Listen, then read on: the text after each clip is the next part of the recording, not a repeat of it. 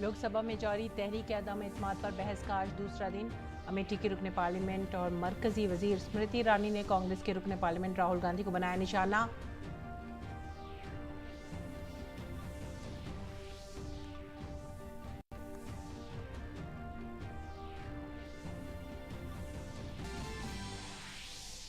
Monsoon इजलास में parliament के दोनों ऐवानों में अपोजिशन का हंगामा आज भी जारी। लोकसभा और राज्यसभा की कार्रवाई में पड़ा खलल। हुकूमत राज्यसभा में कर रही है कई अहम बिलों को पास कराने की कोशिश।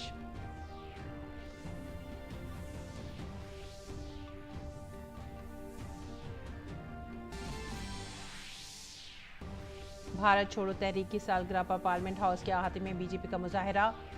अंग्रेजों की भारत छोड़ो की जगह बदनवानी, खानदान परस्ती और खुशामदी भारत छोड़ो के लगाए गए नारे। बीजेपी लीडर रविशंकर प्रसाद ने सियासत की उन बुराइयों को जड़ से उखाड़ फेंकने का किया मुतालबा। दोनों ऐवानों में भारत छोड़ो तहरीक के हीरो को पेश किया गया खिराज अकीदत। आज़ादी के अमृत महोत्सव के तहत आज से मेरी मिट्टी मेरा देश मुहिम शुरू। लाजवाल कुर्बानियों की याद में कई प्रोग्राम किए जाएंगे मुनक्किद।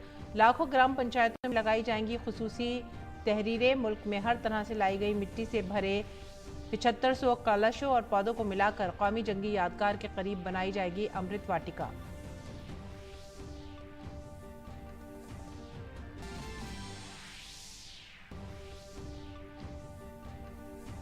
इसरो 5 ने दूसरी बार चंद्रयान 3 का मदार किया कम। चांद के और करीब पहुंच गया चंद्रयान 3। 23 अगस्त को चांद की सतह पर सॉफ्ट लैंडिंग की उम्मीद।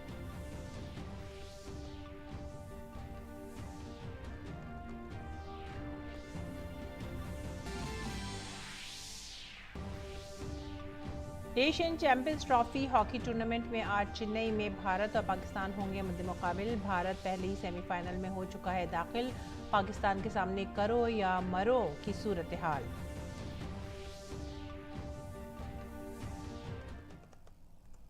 आदाब नाज़रीन, उर्दू खबरों में आप सभी का खैर मकदम है। मैं हूं सलीम। नजर डालते हैं इस वक्त की खास खबरों की तफसीलात पर। लोकसभा में आज मुसलसल दूसरे दिन तहरीक अदम एतमाद पर बहस जारी है। कांग्रेस लीडर राहुल गांधी ने बहस में हिस्सा लेते हुए मरकजी हुकूमत को निशाना बनाया। मरकजी वजीर और अमेठी की रुकने पार्लियामेंट स्मृति ईरानी ने सबसे पहले हुकूमत की तरफ से बहस में हिस्सा लिया। स्मृति ईरानी ने राहुल गांधी की तकरीर पर सख्त हमला किया। राहुल गांधी की तकरीर का जवाब देते हुए ईरानी ने कहा कि आप इंडिया नहीं हैं। उन्होंने कहा कि राहुल गांधी ने पहली बार ऐवान में मादरे वतन के कत्ल की बात की और यहाँ कांग्रेस के अरकान तालियां बजाते रहे। उससे पता चलता है कि गद्दारी किसके जहन में है। कांग्रेस एमपी गौरव गोगोई ने मंगल को बहस की शुरुआत की थी। लोग कहते हैं कि ये देश है,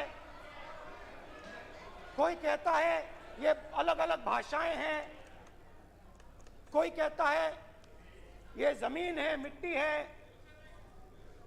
कोई कहता है ये धर्म है, ये सोना है, ये चांदी है। मगर भाइयों और बहनों, सच्चाई है कि ये देश एक आवाज है। ये देश सिर्फ एक आवाज है। ये देश इस देश की लोगों की आवाज है।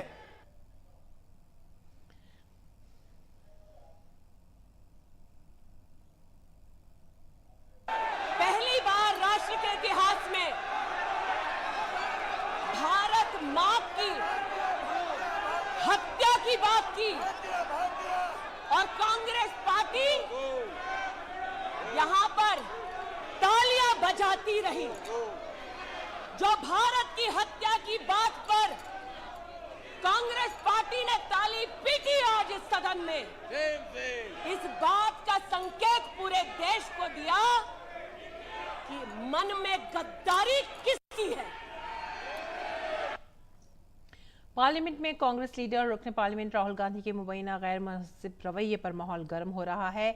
बीजेपी के खवातीन मेंबरान पार्लियामेंट ने लोकसभा स्पीकर ओम बिरला से मुलाकात की और राहुल गांधी के रवैये की शिकायत की है। अपनी शिकायत में बीजेपी के खवातीन मेंबरान पार्लियामेंट ने लोकसभा की फुटेज निकालकर इसकी तहकीकात का मुतालबा किया है। इस मामले पर मरकजी वजीर शोभा कांचुले ने कहा है कि पार्लियामेंट के अंदर किसी भी रुकने पार्लियामेंट के जरिए इस तरह का गैर मुहाजिब सलूक कभी नहीं देखा गया। पहली बार ऐसे हो रही है, एक मेंबर पार्लियामेंट का अंदर किसी महिला के सामने प्लेन किस दे रहे हैं? ये क्या बिहेवियर है? क्या नेता है वो? इसीलिए हम आज स्पीकर को कंप्लेंट दिया है, सीसी कैमरे से इसका फुटेज लेना एंड मेंबर का ऊपर कार्यवाही करना, ऐसे हम मांग रहे हैं। हम सभी महिला एमपी से ऐसे मांग रखे हैं। दूसरी जानिब एक और खातून रुकन पार्लियामेंट दर्शना जरदोश ने कहा है कि राहुल गांधी ने खिताब के बाद जिस तरह का गैर महज़िब सलूक किया वो भारतीय सकाफत के मुनाफी है।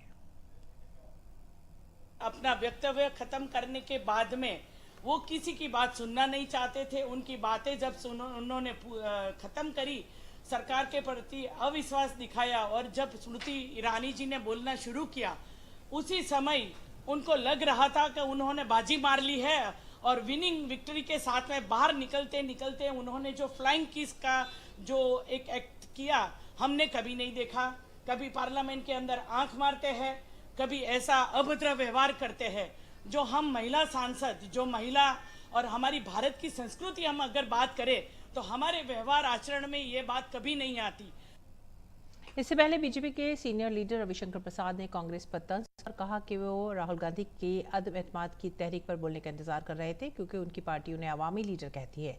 रविशंकर ने राहुल गांधी के बहाने पूरी कांग्रेस को खानदान परस्ती के नाम पर निशाना बनाया। कल हम लोग भी संसद में उत्सुकता पूर्वक प्रतीक्षा कर रहे थे क्योंकि कांग्रेस का ऑफिशियल ट्वीट आया, जन नायक राहुल गांधी बोलने वाले हैं। अब थोड़ा हम लोग आश्चर्य में पड़ गए। राहुल गांधी जी की पैकेजिंग रीपैकेजिंग होती रहती है, कांग्रेस के लोगों को तय करना है। लेकिन कभी कांग्रेस के लोग ये विचार करते हैं कि राहुल गांधी की नेतृत्व की क्षमता कितनी है भारत ऐसे महान देश के नेता बनने के लिए। और ऐवान के आगाज में ही लोकसभा में भारत छोड़ो तहरीक मुजाहिदीन आज़ादी को खराज अक़ीदत पेश किया गया। इसके साथ आज ही के दिन जापान पर गिराए गए एटम बम के मुतासरीन को भी याद किया गया।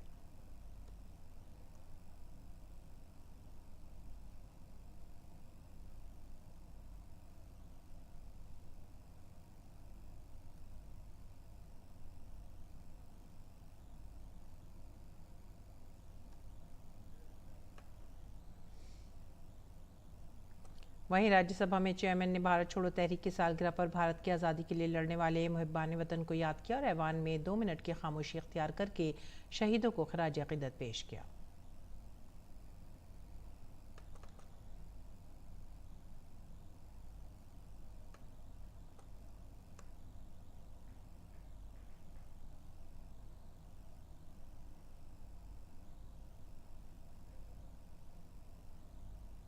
और वज़ीर आज़म नरेंद्र मोदी ने भारत छोड़ो तहरीक में हिस्सा लेने वाली तमाम अजीम शख्सियात को खराज अक़ीदत पेश करते हुए ट्वीट किया। उन्होंने लिखा, उन अजीम लोगों को खराज अक़ीदत जिन्होंने भारत छोड़ो तहरीक में हिस्सा लिया। गांधी जी की क़यादत में इस तहरीक ने भारत को नौआबादियाती राज से आज़ाद कराने में अहम किरदार अदा किया।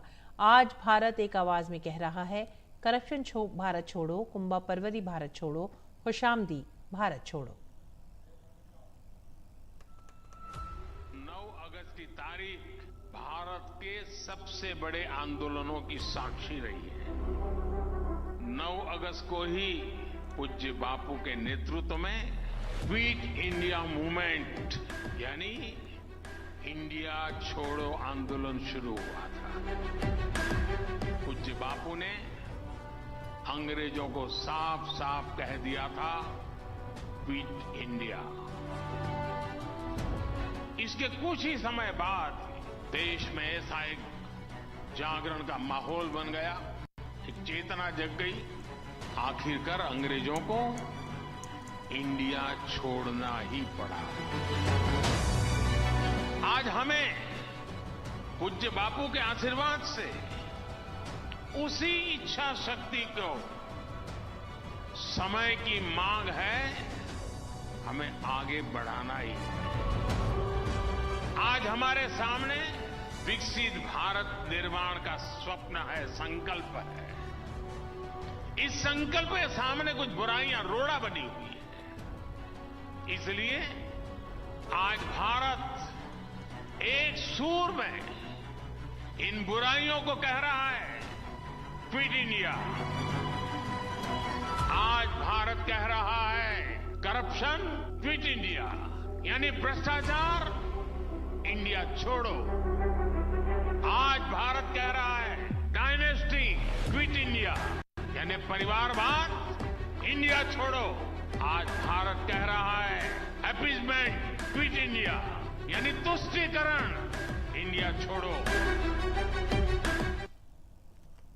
और भारत छोड़ो तहरीक को याद करते हुए बीजेपी के अरकान पार्लियामेंट ने पार्लियामेंट के अहाते में एहतजाज किया। मेंबरान पार्लियामेंट ने बदउनवानी भारत छोड़ो, खानदान परस्ती भारत छोड़ो और खुशामद पसंदी भारत छोड़ो जैसे नारे लगाए।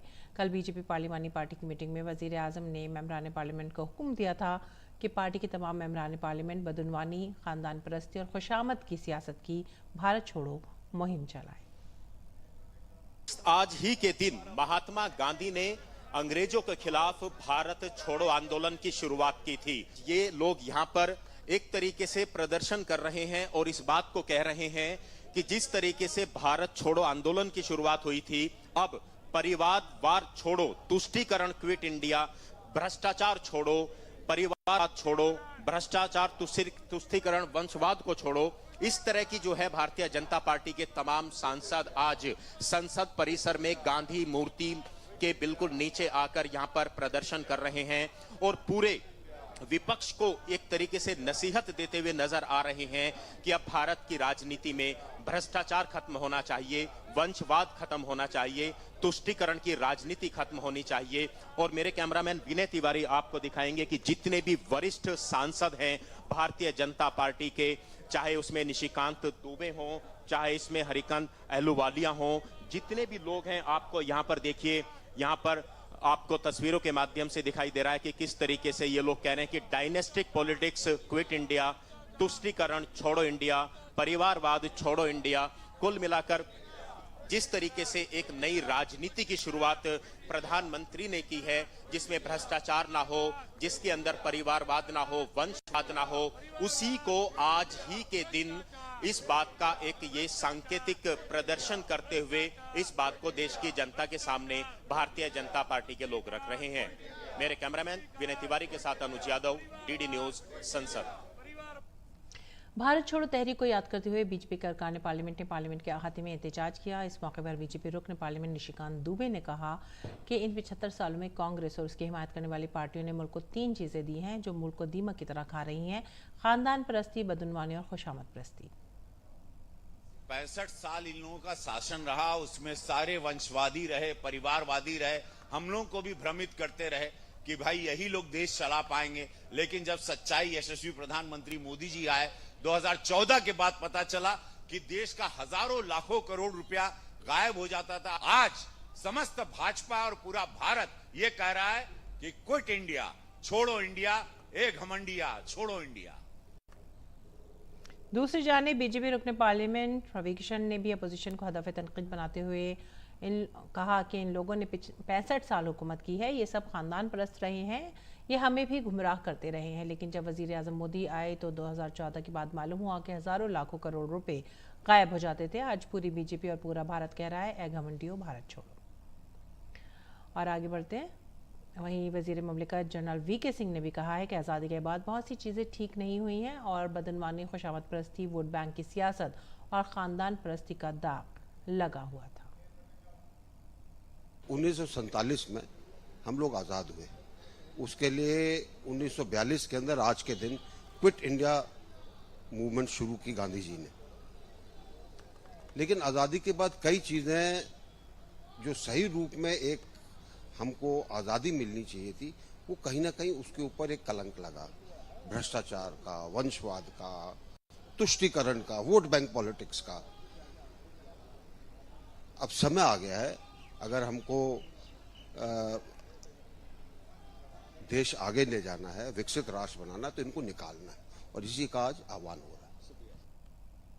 वज़ीर दाखिला अमित शाह ने इन तमाम आज़ादी पसंदों को आजिज़ाना खिराज अक़ीदत पेश किया है जिन्होंने अगस्त क्रांति में अपना हिस्सा डाला। अपने ट्वीट पैगाम में उन्होंने लिखा कि अगस्त क्रांति गांधी जी के भारत छोड़ो के नारे से शुरू हुई और आहिस्ता आहिस्ता एक अवामी तहरीक में बदल गई।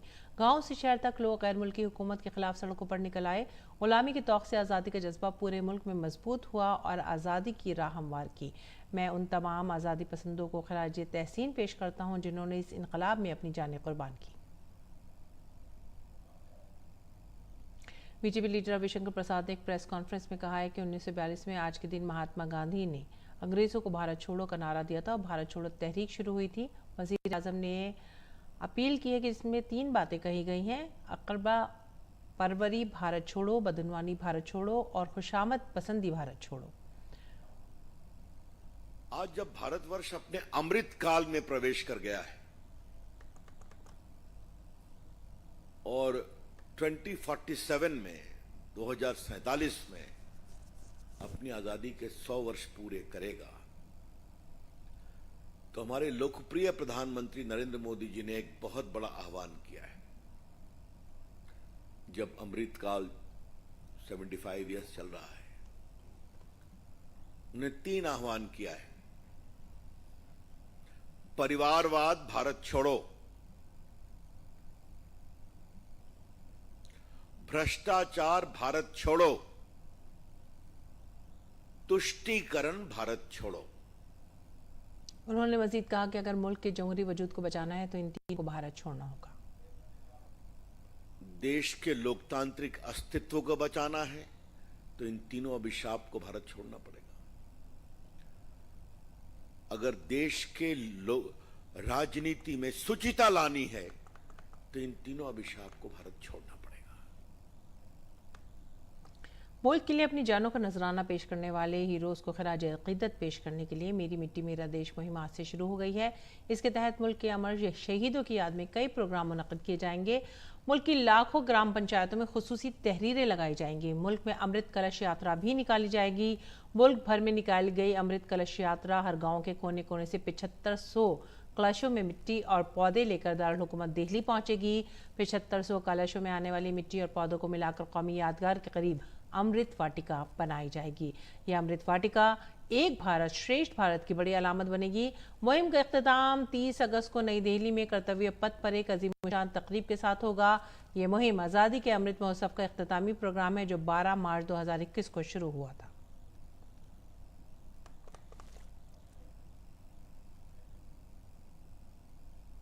और G20 के तहत G20 इंसदादे बदनवानी वर्किंग ग्रुप का 3रा इजलास भारत की सदारत में आज से शुरू हुआ। कोलकाता में 11 अगस्त तक जारी रहने वाले इजलास में G20 मेंबरान, 10 मदू ममालिक और मुख्तलिफ बैन अल-अक़वामी तंजीमों के 154 से ज़ायद मंदूबीन शिरकत कर रहे हैं। इस दौरान कई मुबाहिसे और मुलाकातें होंगी। इजलास में मुख्तलिफ ममालिक के नुमाइंदे बदनवानी की रोकथाम के इक़दाम पर तबादला ख्याल करेंगे। उसके बाद 12 अगस्त को G20 इंसदादे बदनवानी वज़ारती इजलास मुनक़्क़िद होगा जिसकी सदारत मरकजी वज़ीर मुमलिकत बराए अमला, अवामी शिकायत और पेंशन जितेंद्र सिंह करेंगे। ये G20 की अब तक की दूसरी वज़ारती मीटिंग होगी।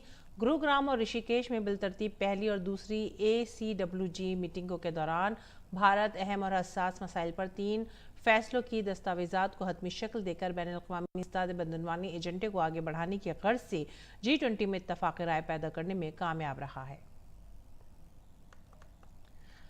लोकसभा इंतख़ाबात से कबल NDA इत्तेहाद को नई तवानाई देने के इरादे से वज़ीर आज़म नरेंद्र मोदी इन दिनों मुख्तलिफ रियासतों के NDA मेंबरान पार्लियामेंट के साथ मीटिंग कर रहे हैं। इसी कड़ी में आज वज़ीर आज़म गुजरात, दादर नगर हवेली, मध्य प्रदेश और छत्तीसगढ़ के NDA मेंबरान पार्लियामेंट से मुलाकात करेंगे। कल PM मोदी ने महाराष्ट्र और गोवा के साथ साथ राजस्थान के NDA मेंबरान पार्लियामेंट के साथ मीटिंग की। PM मोदी छोटे छोटे ग्रुपों में NDA के मेंबरान पार्लियामेंट से मुलाकात कर रहे हैं। इस तरह की मुलाकातें 31 जुलाई से शुरू हुई। PM हर मीटिंग में यही पैगाम दे रहे हैं कि लोकसभा इंतखाबात से पहले मरकजी हुकूमत की स्कीमों की जानकारी आम लोगों तक पहुंचाई जाए।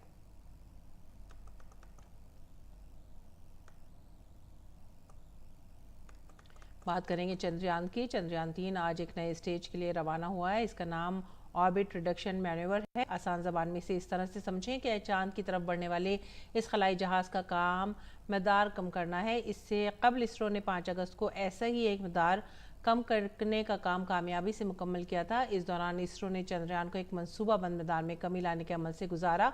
इंजनों की रेट्रो फायरिंग ने खलाई जहाज़ को चांद की सतह के करीब ला दिया है। आज मदार को कम करने का अगला अमल हुआ है। इस तरह की कार्रवाइयां 17 अगस्त तक चांद पर होंगी। उसके बाद लैंडिंग मॉड्यूल प्रोपल्शन मॉड्यूल से अलग हो जाएगा और उसके बाद चांद पर आखिरी लैंडिंग से पहले लैंडर पर मदार कम करने की मशक की जाएगी। इसरो के मुताबिक 23 अगस्त को चांद की सतह पर सॉफ्ट लैंडिंग की कोशिश की जाएगी। चंद्रयान-3 मिशन 14 जुलाई को लॉन्च किया गया था। और वाराणसी के ज्ञानवापी कैंपस में जारी महकमा आसार कदीमा का सर्वे आज सुबह 8 बजे शुरू हो गया। आज सर्वे का छठा दिन है। कल मंगल के रोज सर्वे के 5वें दिन असल मरकज नंदी के बिल्कुल सामने वाक़े व्यास तहखाना के इंतजामात के दरमियान ज़रूरी शवाहिद इकट्ठे किए गए। ASI सर्वे के लिए ग्राउंड पेनिट्रेटिंग रडार GPR बेशमूल differential global positioning system DGPS और global navigation satellite system GNSS का इस्तेमाल किया गया। बताया जा रहा है कि तहखाने उसके नीचे की साख्त के बारे में मालूमात सामने आई हैं। दरख्वास्त गुजार सत्य साहू ने कहा है कि अदालत महकमा आसार कदीमा के हक़ाइक़ की बुनियाद पर अपना फैसला सुनाएगी। इसके अलावा इस मामले में कौन क्या कहते हैं इससे कोई फ़र्क नहीं पड़ता। ASI को 2 सितंबर तक अपनी सर्वे रिपोर्ट अदालत में जमा करानी होगी। ये सब पुरातत्व विभाग और SI टीम सब जानती है उनका क्या सही है और मेरा क्या सही। मैं झूठ बोली हूँ या वो झूठ बोल रहे हैं, क्या सच है क्या नहीं, वो तो सब SI खुद ही जांच पड़ताल करेगी, वो सौंप देगी न्यायालय में। उसके बाद तो न्यायालय के हाथ में, न्यायालय जैसा फैसला देगा जो भी देगा, हमने सब न्यायालय पे छोड़ा हुआ है। जम्मू श्रीनगर कौमी शहर पर लैंडस्लाइडिंग हुई है। इसी की वजह से जम्मू से श्रीनगर तक अमरनाथ यात्रा को भी रोक दिया गया है। लोगों की हिफाजत को मद्देनजर रखते हुए यह कदम उठाया गया है। ये लैंडस्लाइडिंग T2 मार्ग के करीब हुई है। पुलिस ने लोगों को मशवरा दिया है कि वो ट्रैफिक कंट्रोल यूनिट की इजाज़त के बगैर इन रास्तों से सफ़र ना करें।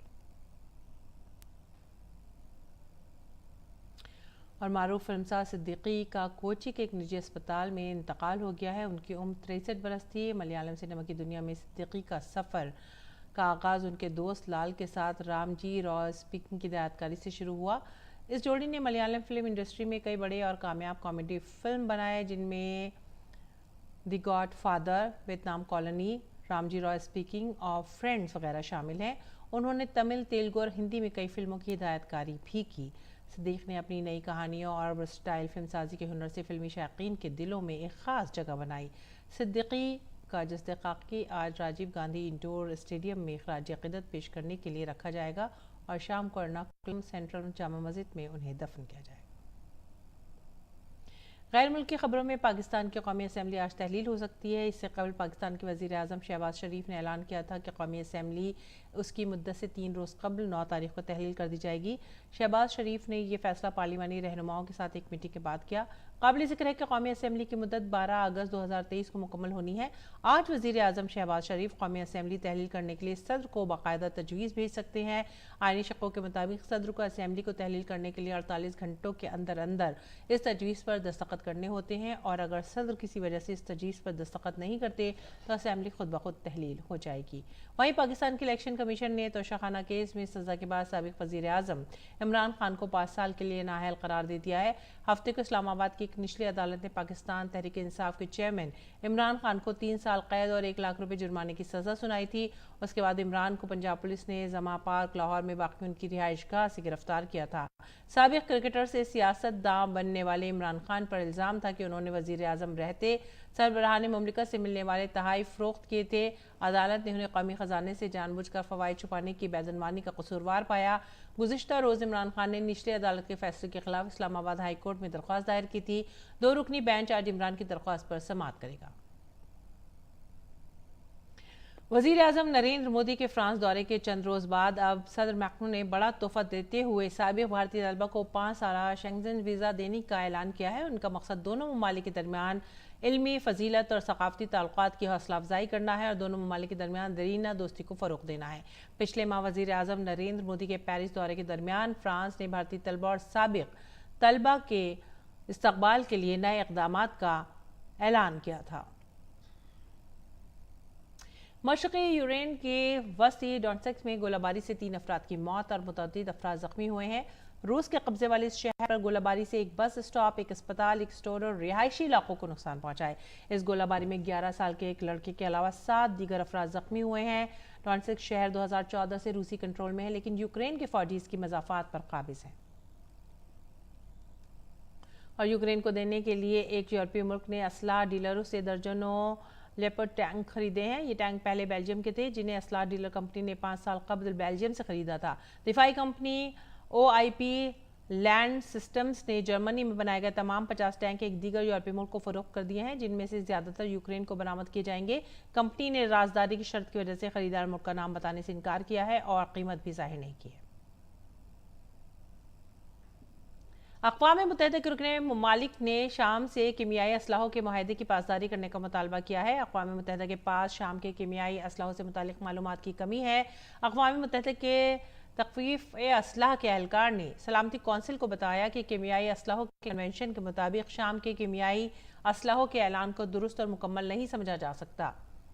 अक़वाम मुत्तहिदा और कीमियाई हथियारों की ममानियत की तंजीम की मुश्तरका तहक़ीक़ात से ये बात सामने आई है कि शामी हुकूमत ने 4 अप्रैल 2017 के हमले में कीमियाई असलाह सिरिन का इस्तेमाल किया था और कई बार क्लोरीन को भी बतौर असला इस्तेमाल किया गया। मगरबी ममालिक ने शाम से अपने कीमियाई असलाह के ज़ख़ीरे को तबाह करने का मुतालबा किया है। अमेरिका के साबिक़ सदर डोनाल्ड ट्रंप ने न्यू हैम्पशायर में एक रैली में अपने खिलाफ कई फर्द जुर्म की तनकीद की है। हामियों से खिताब करते हुए ट्रंप ने कहा है कि उनके खिलाफ तमाम इल्ज़ामात बेबुनियाद हैं। ट्रंप के वकील ने मंगल को 2020 के इंतखाब को तब्दील करने की कोशिश के इल्ज़ाम में जज से अदालत की समाअत के वक्त में ताख़ीर करने के लिए कहा, जिससे ये साबित करने में मदद मिलेगी कि मामले में सबूतों का इस्तेमाल और इश्तराक कैसे किया जा सकता है। ट्रंप का बयान ऐसे वक्त में आया है जब उन्हें मुमकिन चौथे फर्दी जुर्म का सामना करना पड़ सकता है। इस बार जॉर्जिया रियासत में जहाँ फल्टन काउंटी के जिला अटॉर्नी फानी विल्स सियासी तौर से मसाबती रेस में ट्रंप की 2020 की इंतखाबी शिकस्त को पलटने की कोशिश की जांच कर रहे थे। और खेल की खबरों में चेन्नई में जारी एशियाई चैंपियंस ट्रॉफी हॉकी में आज भारत का मुकाबला रिवायती हरीफ पाकिस्तान से होगा। टूर्नामेंट में दोनों टीमों के अभी तक के मुजाहरों के बारे में बात करें तो भारत ने 4 मैचों में भारत फातेह रहा है, जबकि पाकिस्तान की टीम अब तक सिर्फ एक ही जीत दर्ज कर पाई है। पाकिस्तान को एक मैच में शिकस्त का सामना करना पड़ा, वहीं 2 मैच ड्रॉ रहे। पाकिस्तान के सेमीफाइनल में पहुंचने की उम्मीद भारत के खिलाफ इस अहम मैच के नतीजे पर मुनहसर है। अगर पाकिस्तान इस मैच में जीत दर्ज करता है तो आखिरी 4 में पहुंच जाएगा। और भारत ने तीसरे T20 मैच में वेस्टइंडीज को 7 विकेट से शिकस्त दे दी है। इस जीत के साथ ही टीम इंडिया ने 5 मैचों की सीरीज में शानदार वापसी की है। टीम इंडिया ने वेस्टइंडीज की तरफ से दिया गया 160 रन का हदफ 17.5 ओवर में हासिल करके मैच को अपने नाम किया। इसी के साथ आप हमारी पूरी टीम को दीजिए इजाजत। आदाब।